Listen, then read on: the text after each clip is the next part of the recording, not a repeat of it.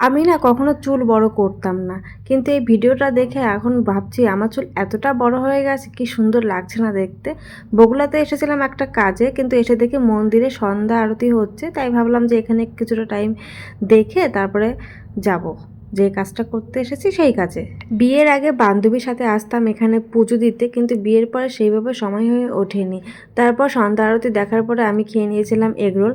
আর এসেছি বগুড়াতে mainly doctor দেখাতে আমার হাজব্যান্ডের জন্য। আর আমি একটু গোল্ড শপে এসেছিলাম। তো আমার হাজব্যান্ডের জ্বর হয়েছে, ঠান্ডা লেগেছে হালকা, তো এই জন্যই ডাক্তার দেখাতে এসেছিল। কেন জানি না আজকাল আমার চাটা খুবই বেশি পছন্দ হয়ে যাচ্ছে। বাইরে বেরোলেই খালি চা খাই আমি। তাই এক কাপ চা খেয়ে নিলাম। আর এসেছিলাম আমি গোল্ড শপে, কিন্তু গোল্ড শপ ওই দিন বগুড়া বাজারে একটাও খোলা ছিল না। কি কারণ কি আমি জানি না ঠিকই। তো আমি যেটা কিনতে এসেছিলাম সেটা আর কেনা হয়নি। তাই কি করব, একদম ডিনার করে বাড়ি যাব, মানে এখান থেকে বিরিয়ানি খেয়ে তারপরে বাড়ি যাব। আর বিরিয়ানিটাও আমি না খুব একটা পছন্দ করতাম না, এটাও এখন ভালো লাগছে।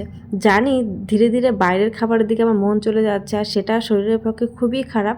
যদিও বা আমি আগে বাইরের খাবার খেতাম না, কিন্তু এখন খেতে ইচ্ছা করছে, মানে খাই আর কি। কত কষ্ট করে হাজব্যান্ডকে রাজি করিয়েছি গোল্ডের জিনিস কিনে দেওয়ার জন্য, সে রাজিও হয়েছিল, কিন্তু দুর্ভাগ্য আমার যে ওই দিন গোল্ড শপ বন্ধ ছিল।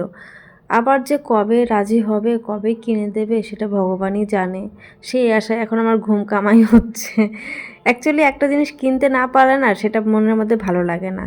তারপর বিরিয়ানি খেয়ে আমি বাড়িতে চলে এসেছি। আর বাড়িতে এসে রিলস না বানালে পরে আমার সাজটাই পুরো বৃথা হয়েছে। আগে ফটো তুলতাম, আর এখন রিলস না বানালে পরে। হ্যাঁ, তোমরা নিশ্চয়ই গেস করতে পেরেছো এইটা কোন দিনকার ভিডিও।